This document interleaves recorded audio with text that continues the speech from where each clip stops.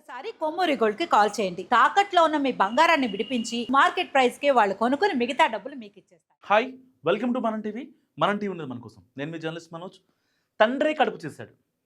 ఈ ఫోటోలో కనిపిస్తున్న తండ్రి ఆ అమ్మాయిని ప్రెగ్నెన్సీ చేశాడు. అసలు అది ఎంత దారుణంగా అంటే అతి దారుణంగా ప్రెగ్నెన్సీ చేశాడు.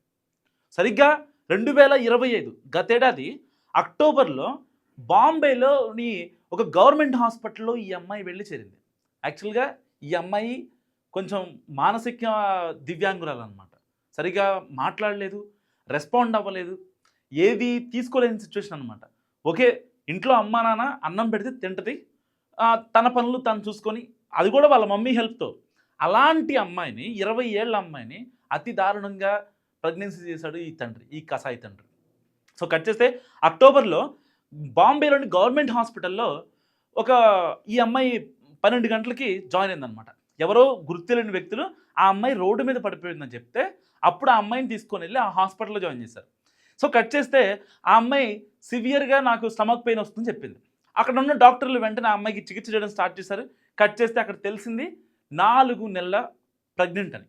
సో దాని తర్వాత వెంటనే ఎవరు అసలు ఆ అమ్మాయిని ప్రెగ్నెన్సీ చేసింది ఏంటి ఇవన్నిటికంటే ముందు పోలీసులకు ఒక సమాచారం ఇస్తే పోద్దని చెప్పి డాక్టర్లు ఆ దగ్గరలోని పోలీసులు సమాచారం ఇచ్చారు. సో పోలీసులు వచ్చారు. వచ్చిన తర్వాత దీని మీద అసలు ప్రాపర్ ఇన్వెస్టిగేషన్ స్టార్ట్ చేశారు. అసలు అలాంటి అమ్మాయి పైన ఎవరు చేసి ఉంటారు అత్యాచారం? సో ఆల్రెడీ అప్పటికే ఆ అమ్మాయి టెస్టులుగా తెలిసింది ఏంటంటే చాలామంది వరుసగా మల్టిపుల్ పీపుల్ ఆ అమ్మాయిని ఇబ్బంది పెట్టారనే విషయం తెలుసుకున్న పోలీసులు చాలా స్ట్రాటజికల్గా వెళ్ళారనమాట ఈ అమ్మాయి విషయంలో. ఆ అమ్మాయిని కొంచెం గైడ్ చేసి ఆ అమ్మాయిని మాట్లాడేలాగా చేసుకొని అసలు ఏం జరిగిందమ్మా, ఎలా జరిగింది, ఆ అమ్మాయికి ఒక ధైర్యం క్రియేట్ చేసి నమ్మకం క్రియేట్ చేసి ఆ అమ్మాయి ఎక్కడ ఉంటుంది ఇవన్నీ తెలుసుకున్నాడు. సో కరెక్ట్గా ధారావి ఏరియాలోని కేరేవాడ అనే ఒక మురికివాడలో వీళ్ళు నివాసం ఉంటున్నారు. సో ఈ అమ్మాయిని వెళ్ళి పోలీసులు వాళ్ళ వాళ్ళ ప్రొసీడింగ్స్ ప్రకారం వెళ్ళి వాళ్ళ తల్లిదండ్రులకు ఇచ్చేస్తారు. అమ్మ, మీ అమ్మాయి ఇట్లా సో హాస్పిటల్లో దొరికింది, సో సివియర్ స్టమక్ పెయిన్తో ఇబ్బంది పడుతుంది. కట్ చేస్తే మాకు తెలిసింది ఏంటంటే ఆ అమ్మాయి, సో మీ అమ్మాయి ఇలా ప్రెగ్నెన్సీ అని చెప్పి మాట్లాడారు. మాట్లాడిన తర్వాత వాళ్ళకి హ్యాండ్ ఓవర్ చేశారు ఆ అమ్మాయిని. దాని తర్వాత ఇక్కడ హాస్పిటల్లో ఉన్నప్పుడు పోలీసులు ఏం చేశారంటే ఆ అమ్మాయి ఎగ్ అయితే ఉంటుందో దానికి సంబంధించి DNA తీసుకున్నారనమాట.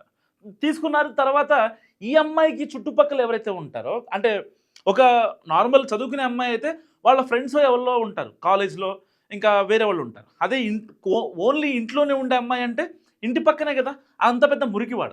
సరే అని చెప్పి ఈ అమ్మాయి కాంటాక్ట్లో ఎవరైతే ఉంటారో, ఎవరైతే మాట్లాడుతున్నారో చాలా క్లోజ్గా అబ్జర్వ్ చేసిన పోలీసులు సీసీ కెమెరాలు కూడా పెట్టారనమాట. అసలు ఆ అమ్మాయి కోసం ఎవరు వస్తున్నారు, ఎవరు మాట్లాడుతున్నారు, ఎవరు పులిహోర కలిపి ప్రయత్నం చేస్తున్నారు, ఇలాంటివి. అంటే ఆ అమ్మాయి సరిగ్గా రెస్పాండ్ అవ్వలేదు, ఏమవ్వలేదు, కానీ ఆ అమ్మాయికి ఒక నమ్మకం కలిగిస్తే వాళ్ళతో పాటు మాట్లాడద్ది. అంటే చిన్నప్పటి నుంచి ఆ అమ్మాయి కేవలం వాళ్ళ అమ్మని వాళ్ళ నాన్నతో మాత్రమే మాట్లాడేది. అంత ప్రేమగా, అంత ఇదిగా ఎవరు ఉండరు కదా, బయట వాళ్ళు అయితే ఎవరు ఉండరు కదా, సొంత అమ్మ నాన్నలాగా బయట వాళ్ళు అయితే ఎవరు ఉండరు. సో ఇలాంటి నేపథ్యంలో ఏం జరిగింది, ఎవరైతే ఆ అమ్మాయికి మాయమాటలు చెప్పడానికి వస్తున్నారో అందరి దగ్గర DNA శాంపిల్స్ కలెక్ట్ చేశారు. మొత్తం 17 మంది, ఈవెన్ వాళ్ళ నాన్నతో సహా. కట్ చేస్తే ఈ అమ్మాయి ఆ కన్సీవ్ అవ్వడానికి కారణం ఎవరు తెలుసా? వీళ్ళ డాడీ. ఎంత దారుణం అసలు. పోలీసులు ఒక్కసారిగా షాక్ అయ్యారు. లోపల తీసుకెళ్ళి కేరేవాడ PS తీసుకెళ్ళి పిచ్చి కొడు కొట్టారు ఈ కసాయి తండ్రిని. ఇలాంటి వాళ్ళకి నిజంగా బుద్ధి రావాలి. ఇది ఎప్పుడో జరిగిన ఘటన, కానీ ఆలస్యంగా అసలు తండ్రి ఎవరో విషయం తెలిసిందనమాట. ఆ అమ్మాయికి అంత దారుణంగా చేయడానికి అసలు 17 మందితో ఇట్లా ఇంతమందితో చేయించడం ఇలా ఎలా జరిగింది, దాని వెనకాల ఉన్న రహస్యం ఏంటి తెలుసుకోవాల్సిన పోలీసులు ఒక పెద్ద స్ట్రింగ్ ఆపరేషన్ చేస్తారు. సరదాగా ఒక 17 మంది దగ్గర శాంపుల్ తీసుకున్నారు. ఇంకా సీసీ కెమెరాలు ఆ అమ్మాయిని దాదాపుగా 2 నెలల పాటు అబ్జర్వ్ చేశారట, ఎవరు మాట్లాడుతున్నారు ఏంటని చెప్పి. సో కట్ చేస్తే దాని తర్వాత తెలిసింది ఈ అమ్మాయిని తల్లిని చేసింది ఆ కసాయి తండ్రే. ఈ విషయం తెలుసుకున్న ఆ యొక్క మురికివాడు ఉంటుంది కదా, ఆ మురికివాడలో వీడిని పిచ్చికొడు కొట్టారు పోలీసు వాళ్ళు కొట్టకముందే. దాని తర్వాత వీడిని బయట కూడా పంపించారు. తర్వాత ఇంకా పోలీస్ ప్రొసీడింగ్స్ ప్రకారం ఆ కసాయి తండ్రిని తీసుకెళ్ళి పోలీస్ స్టేషన్ తీసుకెళ్ళి ఆయన రిమాండ్లో ఉంచారనమాట. సో ఇలాంటి ఘటనలు జరుగుతున్నాయి. అంటే ఇదొక బెస్ట్ ఎగ్జాంపుల్. ఒక అమ్మాయి తన తండ్రి దగ్గర కూడా సేఫ్ కాదు అని అనడానికి ఒక ప్రాపర్ అండ్ బెస్ట్ ఎగ్జాంపుల్ అని చెప్పుకోవచ్చు.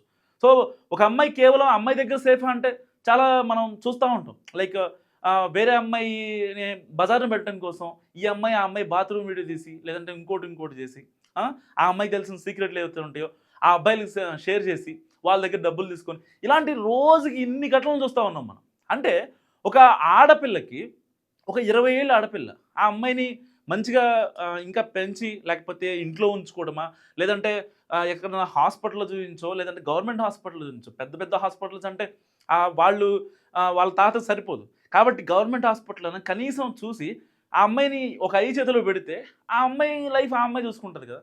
ఆ అమ్మాయి చూడడానికి చాలా బాగుంది నిజంగా, చాలా అంటే చాలా బాగుంది, కుందన బొమ్మలాగా ఉంది ఆ అమ్మాయి. అలాంటి అమ్మాయిని అక్కడ ఎవరైతే వస్తుంటారో మరి వీడు ఆ డబ్బుల కోసం చేశాడా లేదంటే ఇంకేమన్నా ఆశించేశాడా అసలు అంటే వీళ్ళు తాగి ఎంత విచక్షణ జ్ఞానం కోల్పోతారంటే సొంత కూతురు లేకపోతే సొంత తల్లి ఇంకొకళ్ళు బయటోళ్ళ మనోళ్ళ కాదు అసలు వరుసకేమవుతారు వాయు వరుసలు కూడా మర్చిపోతున్నారంటే కేవలం తాగుడు అనే ఒక బానిసత్వం వల్లే. నిజంగా వాళ్ళు తాకుండా ఉంటే కనుక ఇంతమందితో ఆ అఘాయిత్యం జరుగుండేదా? ఒక్క నిమిషం ఆలోచించండి. 17 మందితో ఆ అమ్మాయి కనీసం మాటలు కూడా రాని పిల్ల 17 మందితో అసలు ఎలా పడితే అలా కలిసిందంటే అసలు ఆ పిల్ల పరిస్థితి ఏంటి జస్ట్ ఇమాజిన్. ఎంత బాధపడి ఉంటుంది, ఎంత హెవీ బ్లీడ్ అయి ఉంటుంది. కనీసం అమ్మాయి చెప్పుకోగలదా నాకు ఇంత బాధ అవుతుంది లేకపోతే నాకు హెవీ బ్లీడ్ అవుతుందని అసలు చెప్పుకోలేని పరిస్థితి కదా. అలాంటి అమ్మాయిని అసలు చెయ్యాలని ఎలా అనిపించింది? అసలు ఈ కసాయి తండ్రి వీడికి బుద్ధి ఉండొద్దా? వీడికి బుద్ధి ఉండొద్దా ముందు? అసలు మాట్లాడుతుంటేనే బాధేస్తుంది నిజంగా. మాట్లాడుతుంటేనే ఏం మాట్లాడాలో అర్థం కాని సిచ్యువేషన్ అసలు.